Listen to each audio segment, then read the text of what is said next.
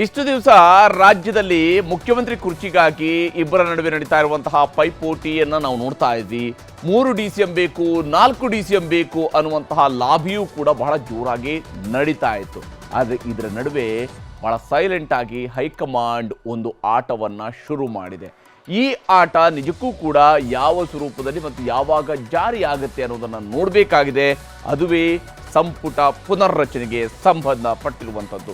ಬಹಳ ಮುಖ್ಯವಾಗಿ 3 ರಿಂದ 5 ಸಚಿವರನ್ನ ಬದಲಿಸುವ ಸಾಧ್ಯತೆ ಇದೆ ಅನ್ನುವಂಥದ್ದು ಇಲ್ಲಿ ಮೇಲ್ನೋಟಕ್ಕೆ ಸಿಗ್ತಾ ಇರುವಂತಹ ಒಂದು ಮಾಹಿತಿ. ಆದರೆ ಯಾರ ಬದಲಾವಣೆ ಆಗಬಹುದು, ಯಾವ ಕಾರಣಕ್ಕಾಗಿ ಬದಲಾವಣೆ ಮಾಡೋದಕ್ಕೆ ಹೊರಟಿದ್ದಾರೆ, ಇದಕ್ಕಿರುವ ಸೂತ್ರ ಏನು, ಒಂದು ವರದಿ ನಿಮಗೆ ತೋರಿಸ್ತೀನಿ. ನಿಮ್ಮ ಬಾಯಿನ ಈಗ ಹಾಕೊಂಡಿದ್ರೆ ಪಕ್ಷಕ್ಕೆ ಒಳ್ಳೇದು ಮಾಡಿದ್ರೆ ಹೇಳಿದ್ದೆ ತಪ್ಪಾಗ್ತದೆ ಅಂದರೆ ನಾನು ಎಂಥದೇ ಕ್ರಮ ಬಂದರೂ ನಾನು ಎದುರಿಸಲಿಕ್ಕೆ ಸಿದ್ಧ ಇದ್ದೀನಿ. ನಾಯಕತ್ವ ಬದಲಾವಣೆ ಅದು ಇದು ಯಾವುದೇನೇ ಇದ್ರೂ ಕೂಡ ಹೈಕಮಾಂಡ್ ಏನು ತೀರ್ಮಾನ ಮಾಡ್ತದೆ ಅದು ಎಲ್ರಿಗೂ ಕೂಡ ಅದು ಬೈಂಡಿಂಗ್ ಇರುತ್ತೆ. ರಾಜ್ಯ ಕಾಂಗ್ರೆಸ್ನಲ್ಲಿ ಇಷ್ಟು ದಿನ ಸಿಎಂ ಬದಲಾಗಬೇಕು ಅನ್ನೋದ್ರಿಂದ ಹಿಡಿದು ಜಾತಿಗೊಬ್ಬ DCM ಬೇಕು ಅನ್ನೋವರೆಗೆ ಚರ್ಚೆ ಜೋರಾಗಿತ್ತು. ಒಂದ್ ಕಡೆ ಸಿದ್ದರಾಮಯ್ಯ ಟೀಮ್, ಮತ್ತೊಂದ್ ಕಡೆ DCM DK ಶಿವಕುಮಾರ್ ಟೀಮ್ ಜಿದ್ದಿಗೆ ಬಿದ್ದವರಂತೆ ಏಟಿಗೆ ಎದುರೇಟು ಕೊಡ್ತಿದ್ರು.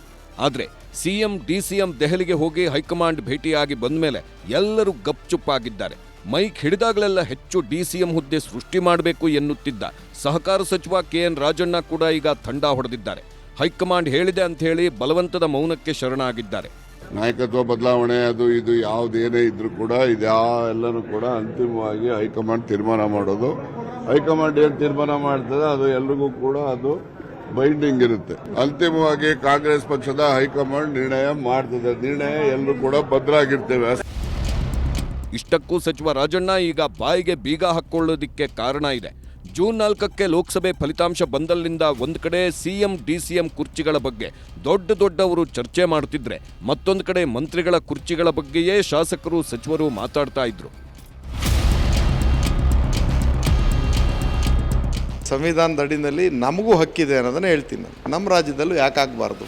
ಈಗ ಇದೇ ವಿಷಯ ಕಾಂಗ್ರೆಸ್ ಹೈಕಮಾಂಡ್ ಮಟ್ಟದಲ್ಲೂ ಚರ್ಚೆ ಆಗುತ್ತಿದೆ. ಅಂದಹಾಗೆ ಲೋಕಸಭೆ ಚುನಾವಣೆಯ ಫಲಿತಾಂಶ ಬಂದ್ಮೇಲೆ ಒಂದಿದ್ದ ಸೀಟು 9 ಆಗಿದೆ ಅಂತ ರಾಜ್ಯ ಕಾಂಗ್ರೆಸ್ ನಾಯಕರು ತಮ್ಮ ಬೆನ್ನನ್ನ ತಾವೇ ತಟ್ಟಿಕೊಂಡು ಸಮಾಧಾನ ಹೇಳ್ಕೊಂಡಿದ್ರು. ಆದರೆ ರಾಜ್ಯದಲ್ಲಿ ಅಧಿಕಾರದಲ್ಲಿದ್ದರು ಕೇವಲ 9 ಸೀಟು ಗೆಲ್ಲಲು ಸಾಧ್ಯ ಆಗಿದ್ದರಿಂದಲೇ ಕಾಂಗ್ರೆಸ್ ದೇಶದ ಮಟ್ಟದಲ್ಲಿ 99ಕ್ಕೆ ಸೀಮಿತವಾಯಿತು. ಸತತ 3 ಚುನಾವಣೆಗಳ ನಂತರವೂ 3 ಅಂಕಿಯಲ್ಲಿ ಸ್ಥಾನ ಗೆಲ್ಲೋದಕ್ಕೆ ಕಾಂಗ್ರೆಸ್ಗೆ ಸಾಧ್ಯವಾಗಿಲ್ಲ. 100ರ ಗಡಿದಾಟದ ಸಿಟ್ಟು ಕಾಂಗ್ರೆಸ್ ಹೈಕಮಾಂಡ್ ನಾಯಕರನ್ನ ಒಳಗೊಳಗೆ ಸುಡುತ್ತಿರುವಂತಿದೆ. ಅದೀಗ ರಾಜ್ಯ ನಾಯಕರ ಕಡೆಗೆ ತಿರುಗಿದೆ. ಅದರಲ್ಲೂ ವಿಶೇಷವಾಗಿ ಸಚಿವರ ಕಡೆಗೆ ತಿರುಗಿದೆ ಎನ್ನುವುದು ಕಾಂಗ್ರೆಸ್ ಪಡಸಾಲೆಯಲ್ಲಿ ಓಡಾಡುತ್ತಿರುವ ಮಾತು. ಕೆಲಸ ಮಾಡದ ಸಚಿವರಿಗೆ ಗೇಟ್ ಪಾಸ್, ಸಿಎಂಗೆ ಹೈಕಮಾಂಡ್ನಿಂದ ಡೆಡ್ಲೈನ್ ಫಿಕ್ಸ್. ಇದೇ ಈಗ ರಾಜ್ಯ ಕಾಂಗ್ರೆಸ್ನಲ್ಲಿ ನಡೆಯುತ್ತಿರುವ ಹೊಸ ಬೆಳವಣಿಗೆ. ಇಷ್ಟು ದಿನ ಸಿಎಂ DCM ಸ್ಥಾನದ ಬಗ್ಗೆಯೇ ಚರ್ಚೆ ಆಗ್ತಾ ಇದ್ದಿದ್ದರಿಂದ ಸಚಿವರು ಸ್ವಲ್ಪ ನೆಮ್ಮದಿಯಿಂದಿದ್ರು. ಆದರೆ ಪಾರ್ಟಿ ಹೈಕಮಾಂಡ್ ಸಿಎಂ DCM ವಿಚಾರದಲ್ಲಿ ಸದ್ಯಕ್ಕಂತೂ ಯಾವುದೇ ಬದಲಾವಣೆ ಇಲ್ಲ, ಯಥಾಸ್ಥಿತಿ ಮುಂದುವರಿಯುತ್ತೆ ಎಂದು ಹೇಳಿದ್ರು. ಆದರೆ ಅಷ್ಟಕ್ಕೆ ಸುಮ್ಮನಾಗದ ಕೈನಾಯಕರು ಸಿಎಂ ಸಿದ್ದರಾಮಯ್ಯ ಅವರಿಗೆ ಇನ್ನೊಂದು ಸೂಚನೆ ನೀಡಿದ್ದಾರೆ. ಅದರ ಪ್ರಕಾರ ರಾಜ್ಯದಲ್ಲಿ ಕಳೆದೊಂದು ವರ್ಷದಿಂದ ಸರಿಯಾಗಿ ಕೆಲಸ ಮಾಡದ ಸಚಿವರಿಗೆ ಗೇಟ್ ಪಾಸ್ ಕೊಡಬೇಕು ಎನ್ನುವುದು. ಅದಕ್ಕಾಗಿಯೇ ಕೆಲವು 3 ಖಡಕ್ ಸೂಚನೆ ನೀಡಿದ್ದಾರೆ. ಕೇವಲ ಜಾತಿ ಪ್ರದೇಶದ ಕಾರಣಕ್ಕಷ್ಟೇ ಸಚಿವ ಸ್ಥಾನ ಪಡೆದಂತವರ ಬಗ್ಗೆ ಸಚಿವ ಸ್ಥಾನದಿಂದ ಕೈಬಿಡುವ ಸಂದರ್ಭದಲ್ಲಿ ಪರಿಗಣಿಸಬೇಕು. ಅದರಲ್ಲೂ ತಮ್ಮ ಇಲಾಖೆಯಲ್ಲಿ ಛಾಪು ಮೂಡಿಸಲು ಸಾಧ್ಯವಾಗದ ಸಚಿವರು ಸರ್ಕಾರದಲ್ಲಿ ಇರೋದ್ರಿಂದ ಪಕ್ಷಕ್ಕಾಗಲಿ ಸರ್ಕಾರಕ್ಕಾಗಲಿ ಯಾವುದೇ ಲಾಭ ಆಗೋದಿಲ್ಲ. ಹೀಗಾಗಿ ಅಂಥವರು ಸಂಪುಟದಲ್ಲಿ ಇರೋದ್ರಲ್ಲಿ ಯಾವುದೇ ಅರ್ಥವಿಲ್ಲ. ಇದರ ಬದಲು ಪ್ರಭಾವಿಯಾಗಿ ಕೆಲಸ ಮಾಡಲು ಸಾಧ್ಯವಿರುವ ಉತ್ಸಾಹಿಗಳಿಗೆ ಕ್ಯಾಬಿನೆಟ್ನಲ್ಲಿ ಅವಕಾಶ ಮಾಡಿಕೊಡುವುದು ಸೂಕ್ತ ಎಂದು ಪಕ್ಷದ ಹೈಕಮಾಂಡ್ ಸೂಚಿಸಿದೆ. ಹೈಕಮಾಂಡ್ ಸೂಚನೆಯ ನಂತರ ಸಿದ್ದರಾಮಯ್ಯ ಸಂಪುಟಕ್ಕೆ ಸರ್ಜರಿ ಆಗುವುದು ಬಹುತೇಕ ಪಕ್ಕಾ ಎನ್ನಲಾಗುತ್ತಿದೆ. ಕನಿಷ್ಠ 2.5 ವರ್ಷ ತಮ್ಮ ಕುರ್ಚಿಗೆ ಯಾವುದೇ ಕಂಟಕವಿಲ್ಲ ಎಂದು ನಂಬಿದ್ದ ಸಚಿವರಿಗೆ ಬಿಸಿ ಮುಟ್ಟಲು ಶುರುವಾಗಿದೆ.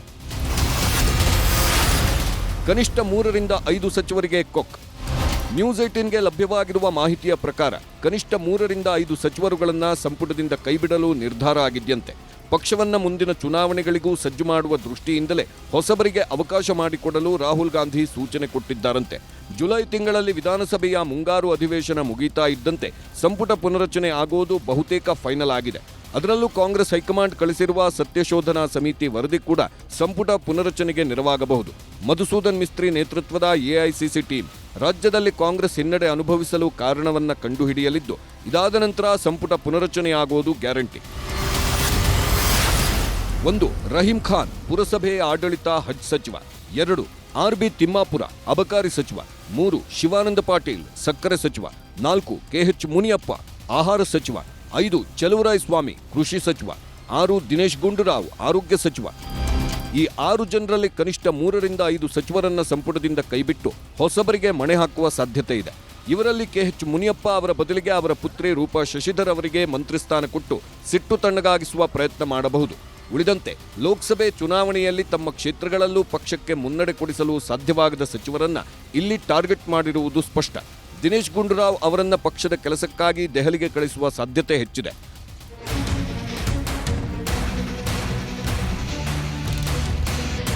ಸಂಪುಟ ಪುನರಚನೆಯಾಗಿದ್ದೇ ಆದ್ರೆ ಅಥಣಿ ಕಾಂಗ್ರೆಸ್ ಶಾಸಕ ಲಕ್ಷ್ಮಣ ಸವದಿಗೆ ಮಂತ್ರಿ ಸ್ಥಾನ ಸಿಗುವ ಸಾಧ್ಯತೆ ದಟ್ಟವಾಗಿದೆ. ಯಾಕಂದ್ರೆ ಲೋಕಸಭೆ ಚುನಾವಣೆಯಲ್ಲಿ ಕಲ್ಯಾಣ ಕರ್ನಾಟಕ ಭಾಗದಲ್ಲಿ ಗಾಣಿಗ ಮತಗಳನ್ನು ಪರಿಣಾಮಕಾರಿಯಾಗಿ ಸೆಳೆದಿದ್ರು. ಇದರಿಂದ ಚಿಕ್ಕೋಡಿ, ಕಲಬುರಗಿ, ಕೊಪ್ಪಳದಲ್ಲಿ ಕಾಂಗ್ರೆಸ್ ಗೆದ್ದಿತ್ತು. ಇನ್ನು ಜೇವರ್ಗಿ ಶಾಸಕ ಅಜಯ್ ಸಿಂಗ್ ಹೆಸರು ಕೂಡ ಮುನ್ನೆಲೆಯಲ್ಲಿದೆ. ಈಗಾಗಲೇ ಸಿಎಂ ಸಿದ್ದರಾಮಯ್ಯ ಹಾಗೂ ಡಿಸಿಎಂ ಡಿಕೆ ಶಿವಕುಮಾರ್ ಸಮಾನ ಮನಸ್ಕ ಸಚಿವರ ಜೊತೆ ಚರ್ಚೆನೂ ಮಾಡಿದ್ದಾರಂತೆ. ಆದರೆ ಯಾವ ಗುಟ್ಟನ್ನೂ ಇಬ್ಬರೂ ಬಿಟ್ಟು ಕೊಡ್ತಿಲ್ಲ. ಹಾಗಿದ್ದರೂ ಸಂಪುಟ ಪುನರಚನೆಯ ಗೂಡಿಗೆ ಕೈ ಹಾಕಿದಾಗ ಯಾವ ಸ್ವರೂಪದಲ್ಲಿ ಅಸಮಾಧಾನ ಸ್ಫೋಟವಾಗಬಹುದು ಎನ್ನುವುದನ್ನ ಕುತೂಹಲದಿಂದ ನೋಡಬೇಕಿದೆ.